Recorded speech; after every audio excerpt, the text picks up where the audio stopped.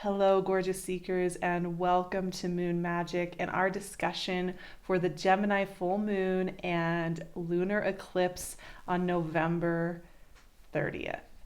Welcome to eclipse season. Welcome to a time of transformation, of shift. This eclipse season, we have this full moon in Gemini, and we'll have a new moon in Sagittarius as an eclipse as well on the 14th of December, are going to be kind of setting us up for the big shifts that are happening with Saturn and Jupiter shifting and the solstice. So this is a really great lunar cycle that we will be going through here over the next month, all the way until the end of 2020 when we have a Cancer full moon, to come to understanding, right? Come to a fullness of understanding. Come to a fullness of understanding of how we've grown, how we've changed, what we can leave behind. And eclipses often help us to find peace and recalibration with how we've changed. That's one of the big things that they do. They help us to shed a skin. They help us to do transformational work. A full moon does that anyway, right? Because we're looking at everything. We're taking stock of our month and we are releasing. We're having a big exhale. So eclipse season always heralds a time of just taking stock of our lives and where we are. And it's been just about 6 months since our last eclipse season, maybe a little less. So this is also a great time to just see how you've grown since May and June of this year and how you're closing out 2020. The North Node in Gemini is a very useful, I think, North Node in many ways. And I think this year it really speaks to the fact that many of us have had to focus in on what we can control, what we can envision, what we can connect with in the details of our daily lives, in the details of our connections, in the details of what we have directly around us. North Node energy asks us to focus much more on that, right? Whereas the South Node in Sagittarius is asking us to maybe take a step back from always obsessing about the big picture, always obsessing about how we want to have, the master plan in order and the abstract and the kind of effervescent mystery of the big picture, which, I'm a Sag rising, you all, so that I love Sagittarius season and I love Sagittarian lenses. I know for myself, practicing into the Gemini North Node has been a really, really healing, soothing time. And I think this full moon eclipse asks us to really come to the central lessons of Gemini North Node, which has to do with the details surrounding us. How revolution, evolution, change, transformation, these big words often happen in the cradle and the nourishing and the magic of the little details all around us, right? Transformation sometimes occurs when we have those big lightning tower moments, right? And we've all had those where a big shock comes. That is one way transformation happens. But where most of it happens, I would argue, is in the details. And that's where Gemini full moon eclipse, Gemini North Node is asking us to look at this time, asking us to take stock. Let me talk through the major degrees and themes and energies, and then I'm going to give you my kind of keynote to how to work with this moon and what questions are going to come up for you, and then we'll pull a few cards to feel through the energy of this eclipse. How did eclipse season come so quickly? I feel like we were just there. Okay, so first of all, the moon is going to be at 8 degrees of Gemini, so the sun will be over at 8 degrees of Sag, creating that opposition.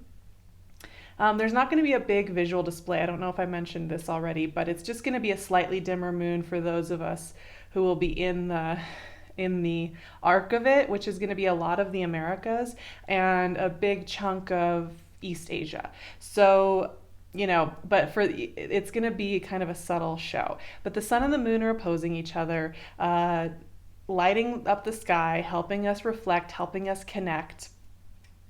There's another opposition going on here as well, which is quite powerful, which is Uranus in Taurus is at 7 degrees of Taurus, and Venus over in Scorpio is at 10 degrees of Scorpio.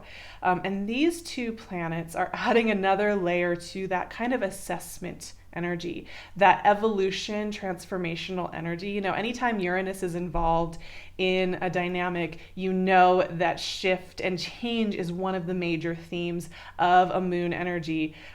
Uranus wants to shake things up. Uranus wants us to do things differently, right? It doesn't want us to just stick to the status quo, stick to the same old, and assume it's going to work. So anytime Uranus is here, he's going to have us doing that.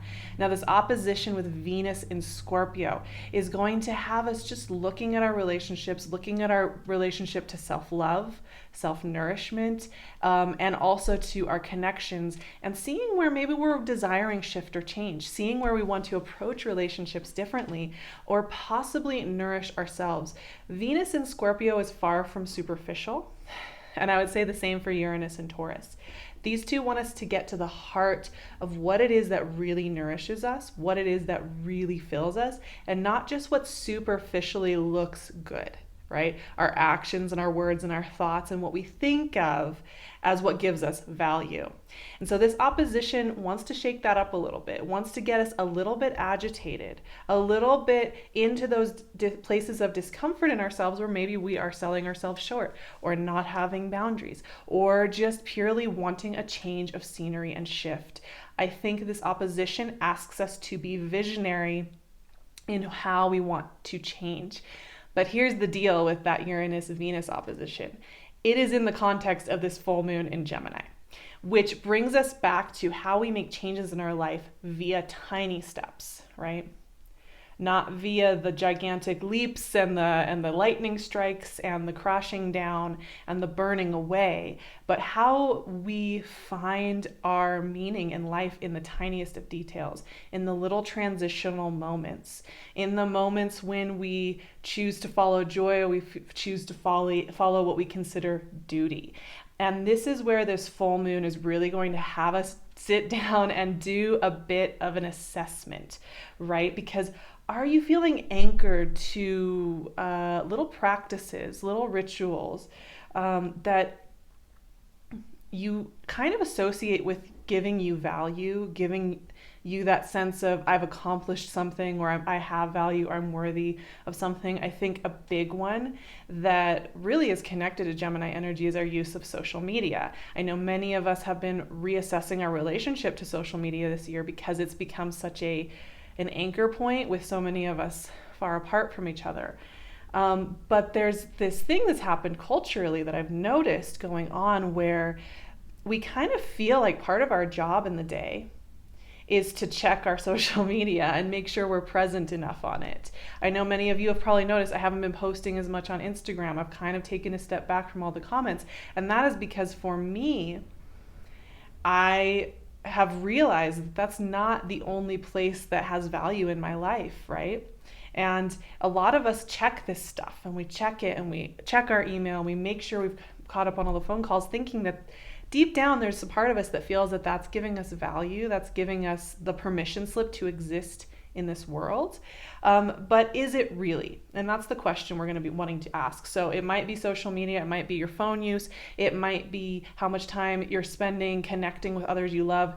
The question could come up in so many different ways, but the question here is, where are we plugging in into like our little daily rituals, and which ones of those are genuinely something that are adding to our lives, making us feel full, and which ones just seemingly pretend to fill us, pretend to serve a role, pretend to make us successful or monetarily affluent, or just allowed to exist consciously, right? And, it doesn't always have to be rituals that have to do with, doing a perfect meditation sequence or a perfect yoga practice.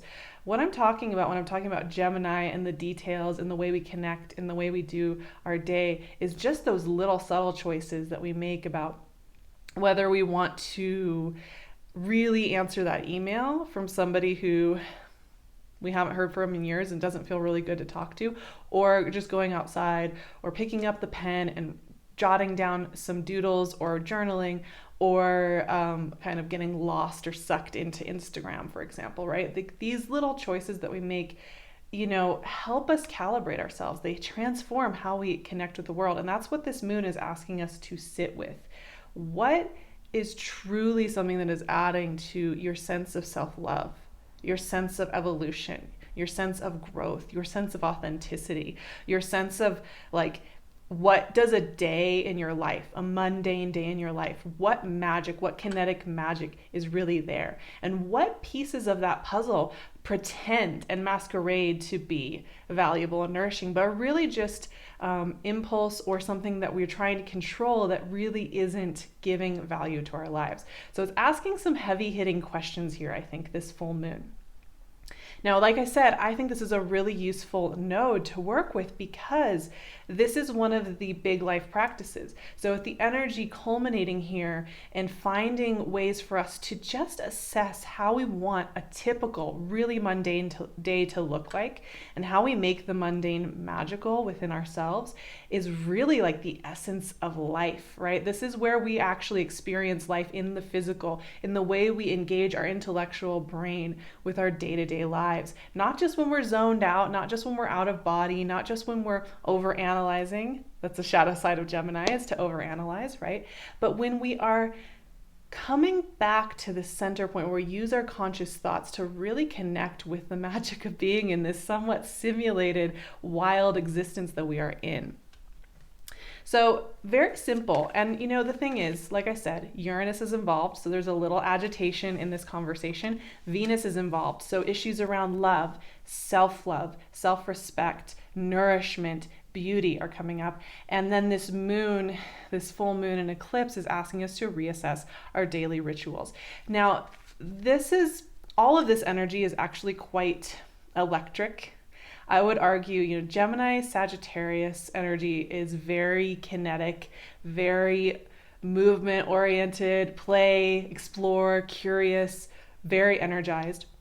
Uranus energy getting activated, very energized. This is electrical energy. This is a full moon that is not very grounded, right? It's very movement oriented. It wants to shake things up a little bit. It wants to shake things up and get you looking at the pieces of your life from a new vantage point.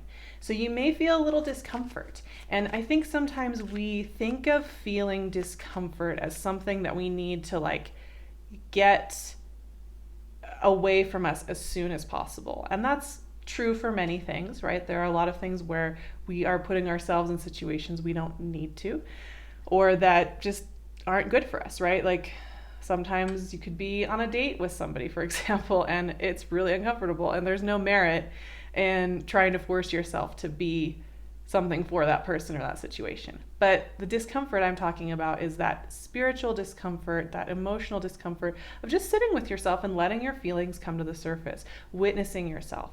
And there is value in this, right? Because it allows us to see, when I keep doing this thing that it feels like I'm supposed to do because everybody's told me this is the routine, this is how you get this done. Culture has told me this is how you find value and meaning in the day, but it doesn't feel particularly true for me anymore.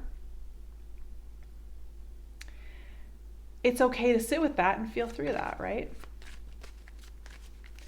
So let's see what cards want to come out. Ace of Wands. Let's pull 3. Yes, this, I think eclipse season, if you are willing to sit there, and not distract yourself or cause a lot of external drama or look for answers out in the world, and you come back home to yourself during eclipse season, it is one of the most effective ways to welcome in solutions, new adventures, answers. 8 of Cups, very eclipse energy, right?